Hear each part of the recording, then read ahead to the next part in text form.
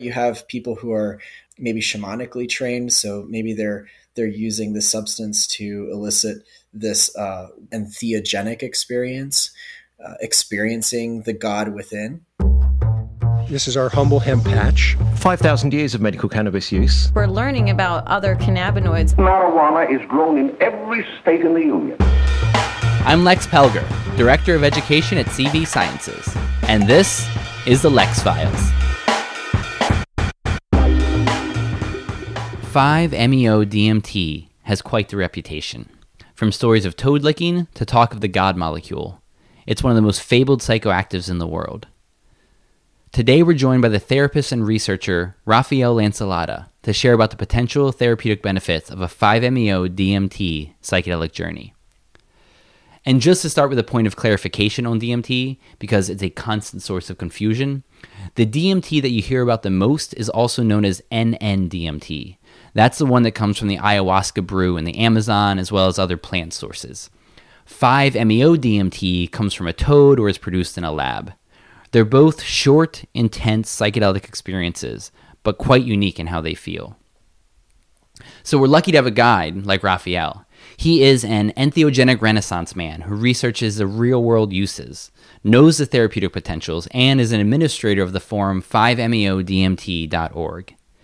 He shares on what he's seen on how to approach the often overwhelming experiences that come from 5-MeO-DMT.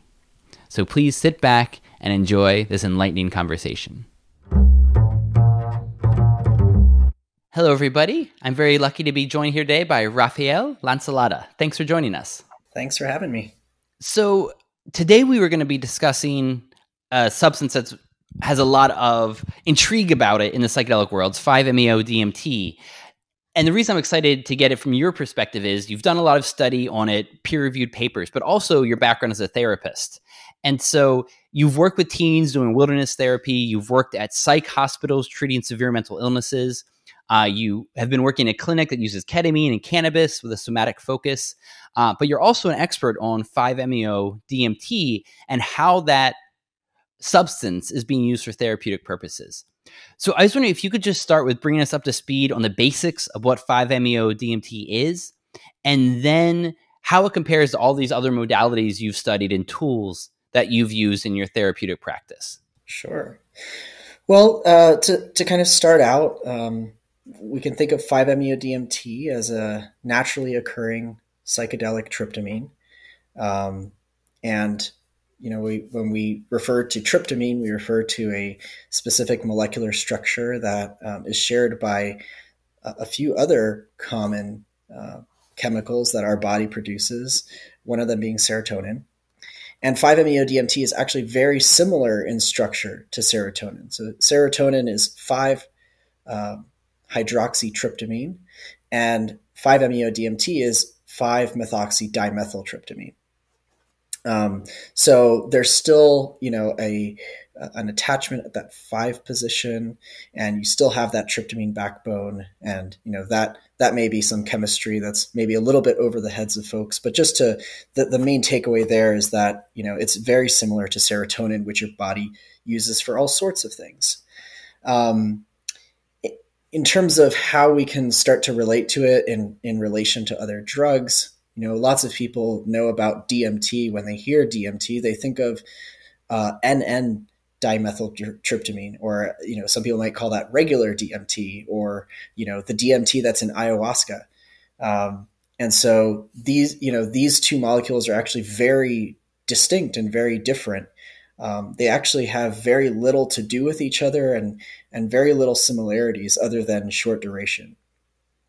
With DMT, you have a very visually active experience, whereas with 5-MeO-DMT, there's typically not a lot of visual stuff going on.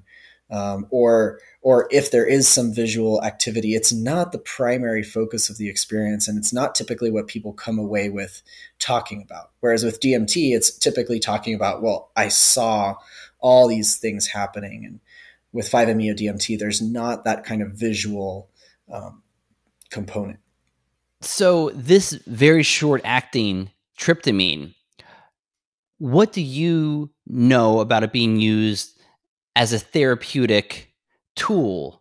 And especially in relationship to the one thing we should mention is that it's often called the God molecule. So how do you hear about people using the God molecule in nuts and bolts psychotherapy? Well, there's a pretty wide range in how this is used. I would say that there's a range between recreational use to intentional, and probably the highest degree of intentional use is going to be, within a psychotherapeutic setting.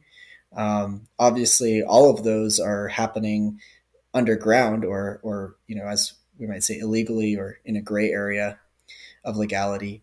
Um, in terms of, you kind of in the middle of that spectrum, you have people who are facilitating these experiences. So the focus is really on, administering the drug and having an experience that is kind of watched over by someone else, and, gaining some insight or something that comes out of that experience. And so that's kind of what I would consider to be kind of in the middle of that spectrum between recreational and highly intentional. You progress down that scale towards the intentional even more. You have people who are maybe shamanically trained, so maybe they're using this substance to elicit this what people would call an entheogenic experience. And entheogenic refers to experiencing the God within. And so in those experiences, the goal is to have that transcendent experience, which 5-MeO-DMT is very capable of creating. And those shamanic experiences are a lot more based on energetics, and maybe there's some spirituality that's a bit more tied into it. And then you have, you move more into a psychotherapeutic orientation where it's a little bit more focused on relationship and on how the experience allows an individual to contact more of their own material within the context of a holding relationship. So throughout all of these different approaches, there's also different, ways of thinking about it. I think the general approach to 5-MeO-DMT that most people are exposed to and that is most common is kind of the breakthrough concept, and the idea that, you have to break through.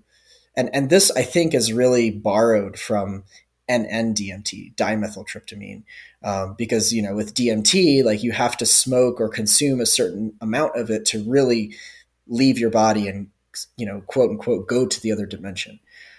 That's not always necessarily what is most useful, in my opinion, with 5-MeO-DMT. And I think that this is something that most people have the idea that, you have to break through, you have to transcend your sense of self to really get it. While that can be a really valuable experience for some people, it's not the only reason that this molecule has utility. And so, I think just like we're seeing in the MDMA studies, as well as the psilocybin studies, and we'll kind of borrow from the psilocybin studies in what I'm about to say, because it's a tryptamine as well. But, with the psilocybin studies, there is, they published information about, the different levels of dosing that they used. And the highest dose level, I mean, almost every person that got the high dose said that it was in the top 5 most meaningful and most powerful experiences of their lives. However, they also reported that the similar levels of difficulty, right? That it was amongst one of the hardest experiences of their lives. However, the medium and low doses of psilocybin in the study showed that, those groups still showed significant improvements in all of their clinical indications.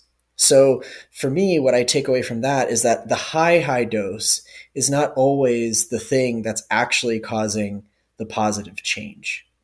So there has kind of been an inclination towards saying, okay, we have to break through, have to have this transcendent experience, have to, enter the transpersonal in order to cure the ailment. But I think, and this is kind of where I would lean to in the psychotherapeutic sense, is that that sometimes if we go too big too quickly, we actually are missing a ton.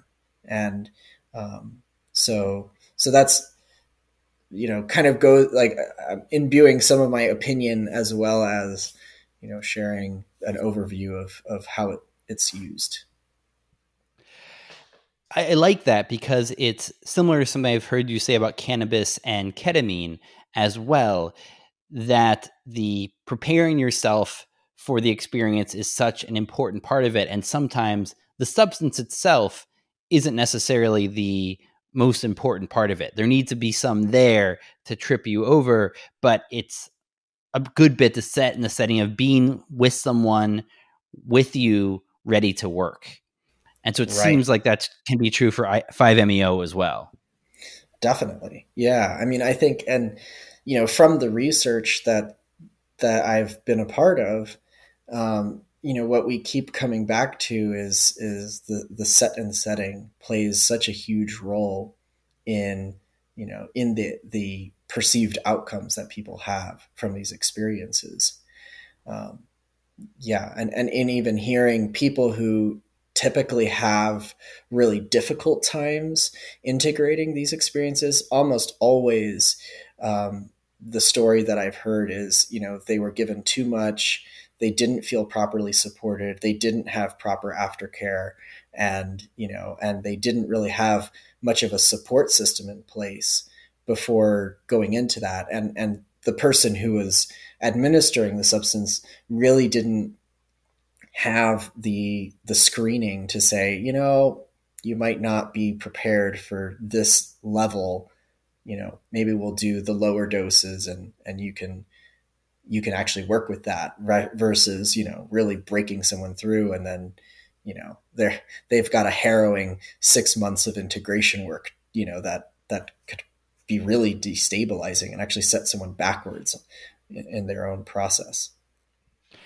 And so before we get to more of your research, I was wondering if you could just describe some of those common effects as somebody who hasn't had experience with some of these tryptamines. What would people normally experience in the couple of minutes, 10, 15 minutes tops maybe, that they would be experiencing 5-MeO DMT at a pretty significant level? Well, yeah. So the key phrase there is significant level, right? I guess I think what you're asking is what happens in a breakthrough experience. Is that right? Yes. Okay. Yeah. So what are people really looking for? Yeah. Well, and again, I think like sometimes people are looking for something different. And that's what I'm hoping to start separating out for people. But I think a lot of times people's goal is to, fully transcend their sense of self and experience pure consciousness.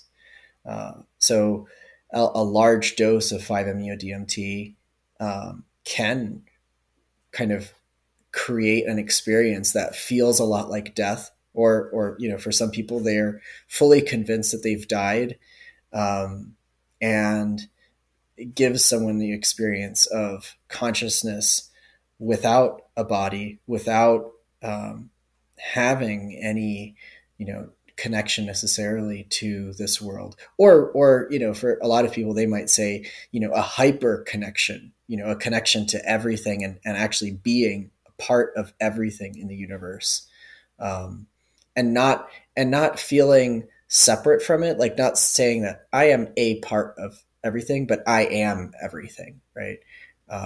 So that is sometimes, the kind of experience that people can have.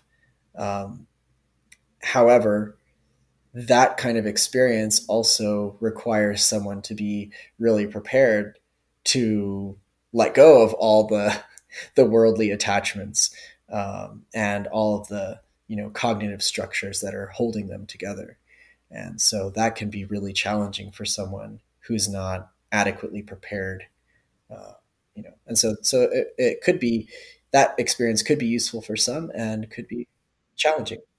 That leads to one of the questions on the problems of facilitation for this drug. What advice would you have to people who are thinking about being facilitators around 5-MeO-DMT or experiencing it? I think the biggest advice is having dosing that's appropriate for where somebody is at. You don't need to use very high doses to have an experience. Low to moderate doses of 5-MeO-DMT are still profound, are still extremely useful, and are much more easily integratable into the fabric of someone's life. Approaching 5-MeO-DMT as something that you have to use a high dose to get someone there, there in quotes, I think it can be slightly dangerous because it implies that a certain thing has to be forced. And I think a lot of times, if you're forcing an experience, you're bypassing a lot of protections that may be there for a good reason. So the advice really would be to go slowly, and to not push, to not jump in a dose. Maybe for someone vaporizing, the synthetic form, pure 5-MeO-DMT, maybe 5 milligrams was good, and maybe 10 milligrams was good, and not jumping to 20, but maybe saying, oh, well, maybe we'll try 12 or 15. And maybe that's actually enough. And so really checking in with oneself that we can actually work with what's here rather than feeling like, oh, I have to have the experience in order for this to be useful.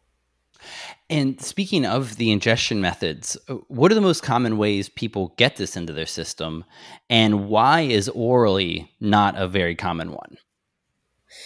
Yeah, so primarily people are vaporizing it.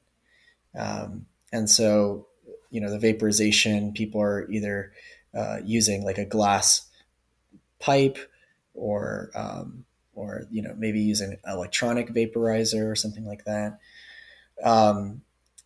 Slightly less common, but also, common practice is insufflation, which provides a slower onset and a longer duration of the experience overall. Ralph Metzner talks a lot about that in his book, The Toad and the Jaguar. Just to jump in for those listening, insufflation is normally known as snorting. Yes. So insufflation, snorting, nasal administration. And probably most least common is intramuscular administration, which is probably most common or most similar to an insufflated administration.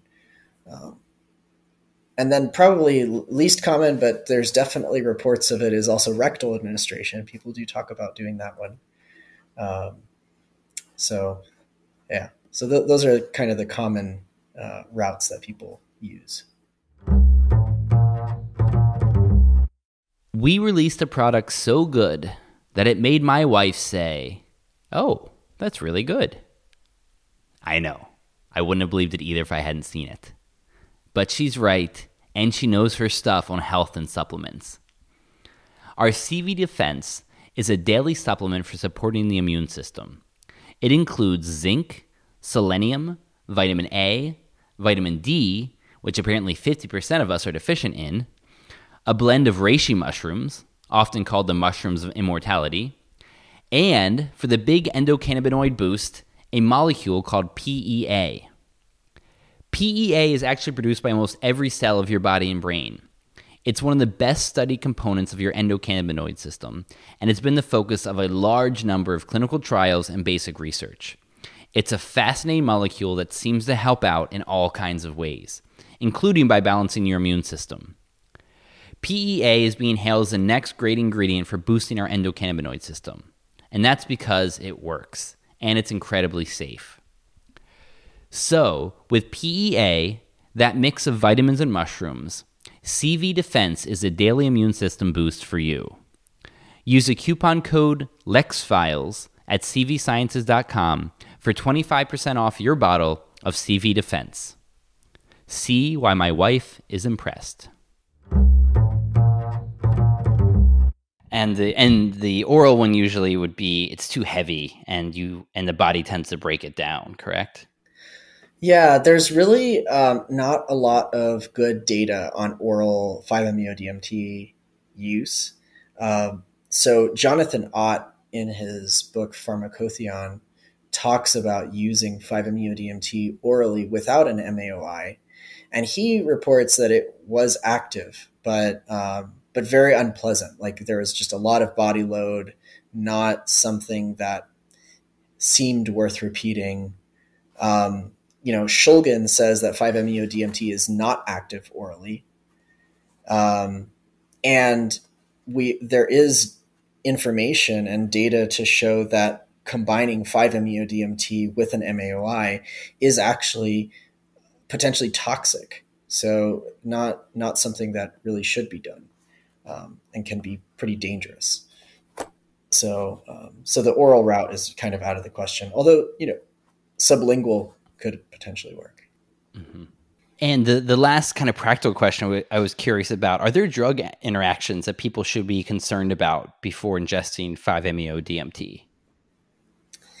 Well, there are. And I guess I'll have to say this disclaimer that, I'm not a pharmacologist or a pharmacist or a psychiatrist. So I can't, I'm not really giving this as a professional opinion, but just from general information that I've read, that some of the interactions that are important to be aware of are MAOIs, like we just said. So there are pharmaceutical MAOIs that people are taking. SSRI medications are probably not great because of the serotonin interactions. And I would say, really, like if there are any psychiatric meds on board in general, probably not great, because the nature of this experience is to just strip away all of the defenses against certain feelings, right? So if we're taking medications to modulate our emotions, this is going to kind of cut right through that, and it can be very jarring to be forced into something like that.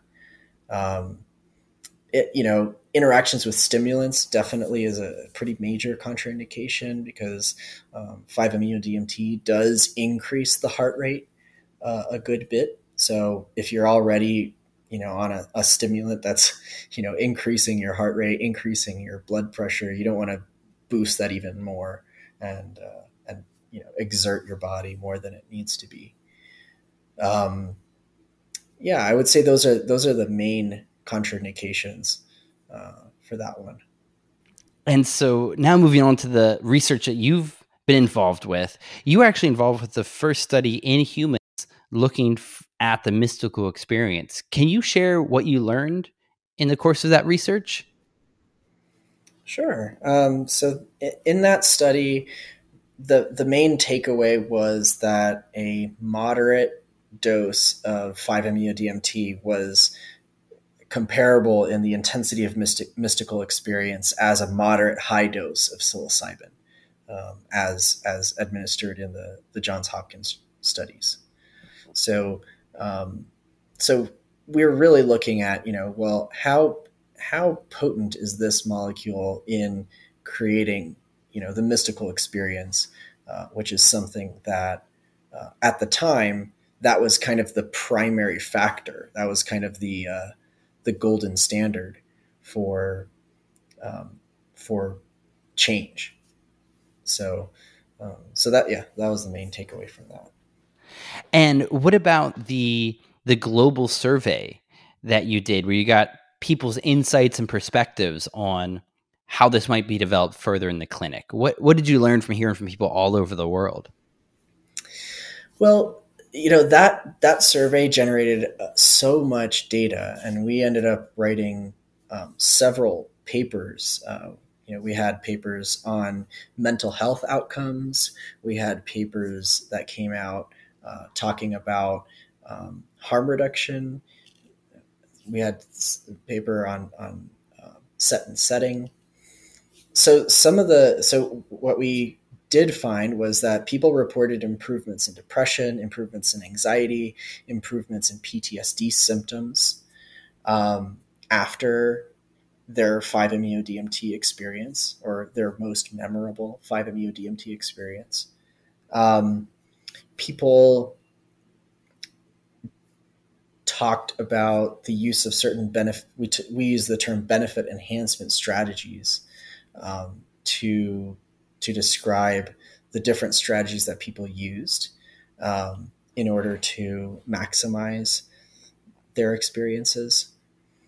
So some of the other things that were helpful that we learned were learning about what kinds of set and settings people were using these in. So we had information about, people using the 5-MeO-DMT in shamanic settings. Like, was it a therapeutic setting? Was it with friends? Were they using it by themselves? So we had a variety of different settings that people were using it in, and we were able to compare how those different settings affected people's degree of mystical experience, also how they impacted the amount of challenge that people experienced, and then how meaningful the experience was for them. So some of the things that were really interesting were that, the use of certain strategies helped to decrease how challenging they perceive the experience to be, and increased the intensity of the mystical experience, and increased the how positive the experience felt, and how meaningful the experience was for them in their life. So I think for the most part that survey really pointed to the just how this does have some potential, right? Like, people using it in a wide range of settings are all, not all, but a lot of people are reporting, yeah, this was really helpful, and this did something significant for me. So I think that helps to create a sense of where research can go further. Because you also saw improvements for substance use disorders, which is intriguing, especially for everything that's going on right now around substance abuse. Definitely. And that first study that we did with the Mystical Experiences Questionnaire was done at an ibogaine treatment clinic, which was treating people with substance use disorders. And so part of the idea was, if people received 5-MeO-DMT a few days after an ibogaine treatment, would they have better outcomes? And so it seemed that 5-MeO-DMT helped to solidify the insights and the experiences that people had during an ibogaine session. And even outside of that, right, in the global survey, people having experiences with 5-MeO-DMT and reporting those reductions in problematic substance use. That's pretty fascinating treatment modality, to go from the longest psychedelic, ibogaine, and then a few days later you followed up with the shortest psychedelic, 5-MeO. Well, I wouldn't say that 5-MeO-DMT is the shortest acting psychedelic. It's probably the most potent. I would say the shortest acting is probably NN-DMT. That's metabolized quicker. 5-MeO-DMT has a slightly longer duration of action. You're looking at 15, sometimes 30 minutes from a vaporized dose. But a lot of times is, in that 10-minute range, whereas, NN-DMT, like you're definitely pretty much fully down within those 10 minutes with a vaporized dose. And so you mentioned about learning more about set and setting for mystical experiences. Were there any big takeaways that people could use not only for this, but for other psychoactives that they might be interested in exploring for personal growth? Sure. So what we found was that people who used 5-MeO-DMT in a structured setting. So for our set and setting paper, we had like a general population, then we had a subgroup that used 5-MeO-DMT within a very structured kind of ceremonial setting. And so we were able to separate out the differences there. And we found that the people who had a complete mystical experience was larger in the structured group compared to the general population. And then people also rated like some of the enduring effects, like meaningfulness, spirituality, and well-being, were also higher from the structured group. And the intensity of how challenging the experiences was significantly lower in the structured group compared to the general population. So in terms of structured setting, it was a setting where people were carefully screened. The doses were carefully measured. The structured setting was also in a group context, so there was community set up around the experiences, so people had contact with people who could support them afterwards. And then, like, the only way that people could get into this group was through referral by someone who had already been in the group. So there was this like buddy system that was set up. So some of the general ideas in terms of set and setting, and then maybe some more clear, practical things that we can take away from is, in terms of benefit enhancement. And, that's what are the strategies that people used that really helped make a significant change. So we found that the strategies that allowed people to have more intense mystical effects and persisting cognitive effects, like having a higher degree of personal meaning, spiritual significance, and feelings of well-being, were when people focused on their intentions, used ceremonial or shamanic techniques, used with a guide, meditated prior to the session. We had actually people abstaining from sex prior to the session, and having a friend to talk to for integration. I think, a lot of those really are oftentimes covered in therapeutic settings, right?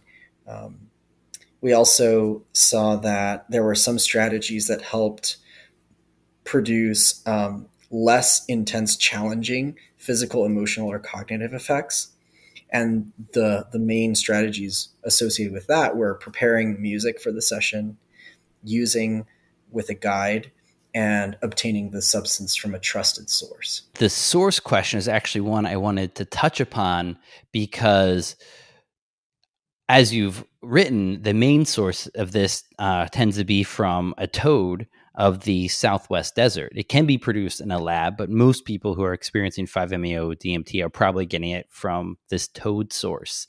And can you talk about that? Just the challenges of harvesting 5-MeO from these toads versus the repeatability of having synthetic 5-MeO instead? Yeah, definitely. So there's a lot of concern that comes with the rising popularity of 5-MeO-DMT and the fact that a lot of that is coming from toad venom. the so there are, there's a variety of arguments on the use of toad venom. My position on it is that these toads evolved, thousands of years ago. They've been living in relative isolation with relatively low human contact for a long time.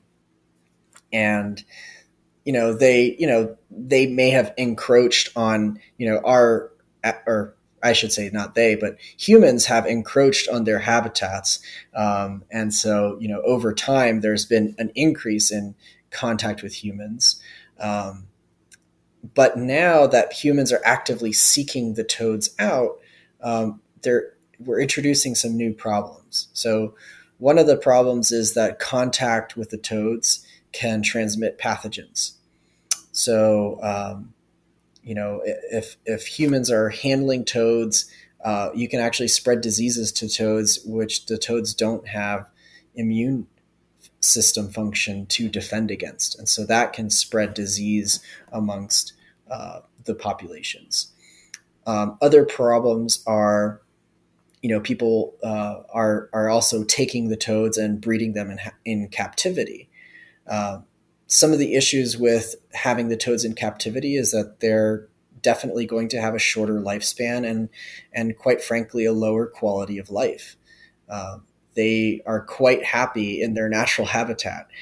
They're well adapted to it. So removing them from that natural habitat is going to reduce the quality and the duration of that animal's life. Also squeezing the glands reduces their ability to defend against predators. And so they may not be able to survive an encounter with a predator. Let's see. Yeah. So those are some of the main concerns. So it's not really a sustainable source of 5-MeO-DMT. And, there are people who have a lot of money to make in the toad venom trade. And it's a bit concerning because, they also, with the toad trade, there come a lot of misconceptions around the substance and around the toads themselves that are easier to believe than to really consider that, the toad milking is potentially problematic to this animal. And the access problem isn't only with the toads. One of your big interests is opening up access to psychedelic therapy to everybody. Right now, it's a very rich, white, middle-class, male-dominated kind of world. What are the specific issues around this molecule and psychedelic access? And what general guidelines do you have to open up psychedelic therapy to more people across the spectrum? Well, and with 5-MeO-DMT in particular, the idea is that because it's a shorter acting molecule, the synthesis of it is not difficult, and it actually potentially opens up access to people who could not potentially afford, a 6 or 7 hour long session, such as with MDMA or psilocybin. And so, the route for this is to pursue clinical studies with 5-MeO-DMT to really be able to rigorously test, how is this going to be most effective for a variety of clinical indications. So that's kind of the next step is we're going to need to do some more research. And in order to do that, we're going to need funding. And so myself and a few colleagues are definitely looking for funding for, in order to investigate this further. Aside from that, I think in our last podcast, we talked about cannabis and ketamine. I mean, I think right now that's a great avenue for folks to be able to start getting some of the benefits from psychedelic assisted therapy before more of these substances are legally available. And like we talked about earlier, the substance itself is not necessarily the primary factor as much as, how well prepared someone is to work with the things that can come out of these sessions, and how well the sessions are held. And that leads to my final question I wanted to ask you. As a therapist with a thriving practice, how would you describe a client that is ready to work with this substance or a similar substance for their therapy?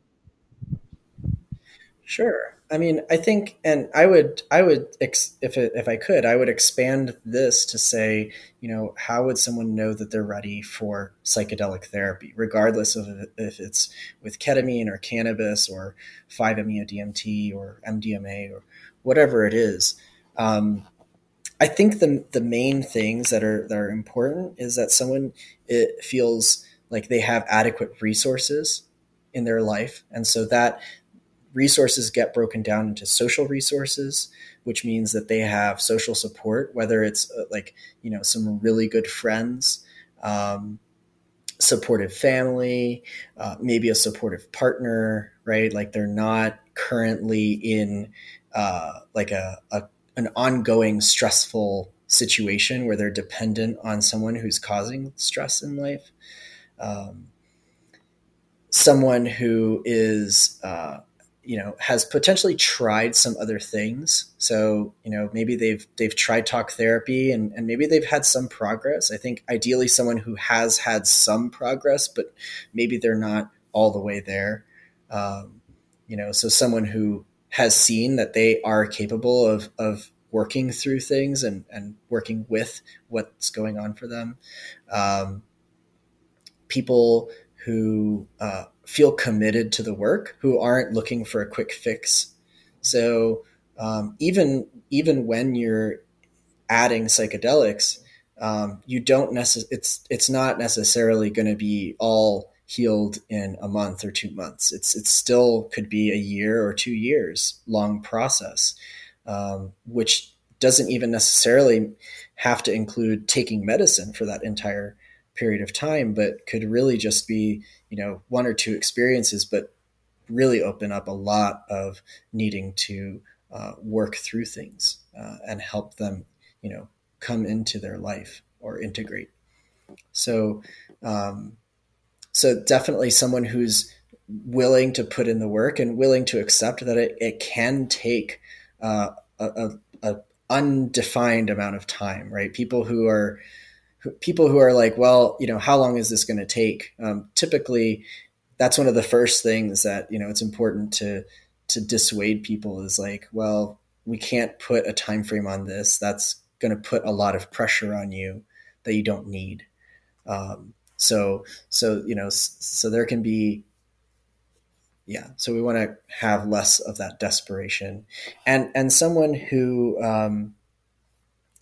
really wants to dig into the work. I think people who are, who don't want to feel, who don't want to face their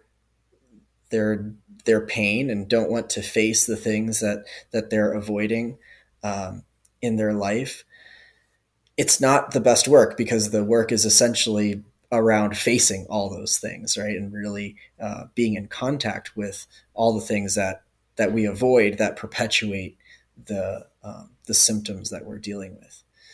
So, so I think like those are the main bases that are important to cover for people who might be interested in pursuing this type of work. And, usually people who have all those things in place are really successful because, they're committed to getting through the process. They're willing to do the work, even when it's uncomfortable, even when it's painful. They have some level of trust in the process because they maybe have experienced other things that have worked to a degree. And so, those people who meet all those criteria really hit the ground running. And that's not to say that people that don't meet all of those criteria can't benefit from it, but those criteria have to be worked on before really the wheels hit the pavement, so to speak. That's good. That's a very conscientious answer. Not promising pie in the sky. I wanted to say thank you so much for taking the time to share with us today about all your expertise on this fascinating molecule. Yeah, thank you so much for giving me a chance to talk about it, and really hope that this information is helpful to people and can help people continue to grow and evolve. And and again, I always enjoy our conversations, Lex, and hope we get to do another one sometime. That sounds great. I know you have a lot more topics you can speak on. For now, we'll have links to your practice as well as some of your talks and your site that you administer, 5meodmt.org. We'll have all those in the episode notes for people who want to learn more. And so you can always learn a lot from Rafael Lancelotta. Thanks so much for taking the time to talk. Thank you. Thanks for tuning in. To listen to other episodes, find us at pluscbdoil.com or on YouTube or on all the podcast platforms. Subscribe to the CV Sciences YouTube channel to see each new episode. And if you'd like to buy any of our fine products, use the coupon code LEXFILES for 25% off. If you have any questions, compliments, or suggestions, feel free to write me at research@cvsciences.com or follow the podcast on Twitter at The Lex Files Show. If you enjoyed this program, please rate us on iTunes or share a link to your social media. It means a lot to us. The Lex Files is produced by Matt Payne. Our chief advisor is Amabel Dela Cruz. The music is by Jake Bradford Sharp. The YouTube videos are by Brendan Cleek. And our sponsor is CV Sciences, makers of America's favorite CBD oil. Remember the coupon code LEXFILES. And I'm Lex Pelger, signing off.